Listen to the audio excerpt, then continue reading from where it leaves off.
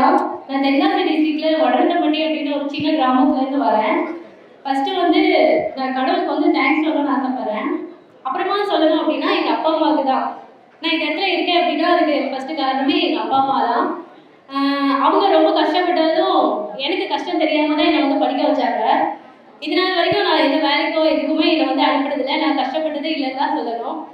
அப்புறம் பார்த்தீங்கன்னா நிறைய அலைன்ஸ் இந்த மாதிரி நிறைய வந்துட்டே தான் இருந்தது. கவர்மெண்ட் ஜாபாக இருந்தால் கூட அதை என்கிட்ட கூட சொல்ல கூட மாட்டாங்க இந்த மாதிரி ஒரு விஷயம் இருக்குன்னு.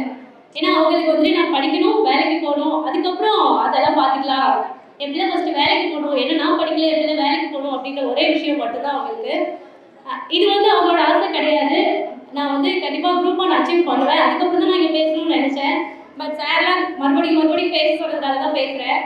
அதுக்கப்புறம் நான் தேங்க்ஸ் சொல்லணும் அப்படின்னா சுரேஷ் அகாடமி ஸ்பெஷலாக சுகேஷ் சாருக்கு வந்து நான் தேங்க்ஸ் சொல்லணும். Thank you sir. அதுக்கப்புறம் கனிமுருகன் சார் எப்பவுமே என்னோட இன்ஸ்பிரேஷன். சாரை மாதிரி நான் நிறைய அப்டேட் பண்ணிக்கிட்டே இருக்கணும்னு ஆசைப்படுறேன். பட் என்னால் அப்படி ஆர்டர் பண்ண முடியலை. பட் நான் கண்டிப்பாக அந்த மாதிரி வரணும்னு ஆசைப்படுறேன். அப்புறம் சுதர்சன் சார் எப்போவுமே எனக்கு வந்து மேக்ஸ் வந்து ரொம்ப பிடிக்கும். இருந்தாலும் அந்த ஷார்ட்கட் எல்லாமே வந்துட்டு சுதர்சன் சார் தான். நான் என்டிபிசி கிளாஸ் வந்து மேக்ஸுக்காக மட்டும்தான் நான் வந்து அட்டென்ட் பண்ணேன். So thank you sir. அதுக்கப்புறம் வந்துட்டு நான் தேங்க்ஸ் சொல்ல அப்படின்னா என்னோட ஃப்ரெண்ட்ஸு உண்மைக்குமே ஒரு நல்ல ஃப்ரெண்ட்ஸ் வந்து கிடைக்கணும். இப்போ என்னோட கேங்கில் எல்லாருமே மோஸ்ட்லி நாங்கள் எல்லாருமே வேலைக்கு போயிட்டோம். அதுக்கு காரணம் இந்த ஒரு அட்மாஸ்பியர் கிடைச்சது ஸோ சுரேஷ் அகாடமிக்கு வந்ததுனால தான். இன்னொன்று வந்து சொல்லணும்னா எல்லாருமே வந்துட்டு ஃபஸ்ட்டு அதாவது நம்ம டிஎன்பிசியா இல்லை யூபிஎஸ்சியா எஸ்எஸ்சியா என்ன அப்படின்றத ஃபர்ஸ்ட் வந்து டிசைட் பண்ணிட்டு அதுக்கப்புறம் நம்ம எய்மும் சூஸ் பண்ணிட்டு நம்ம வந்து கோத்ரோ பண்ணி படிக்க ஆரம்பிச்சோம்னா நம்ம சீக்கிரமாக வந்துட்டு நம்ம கோலை வந்து ரீச் ஆக முடியும்.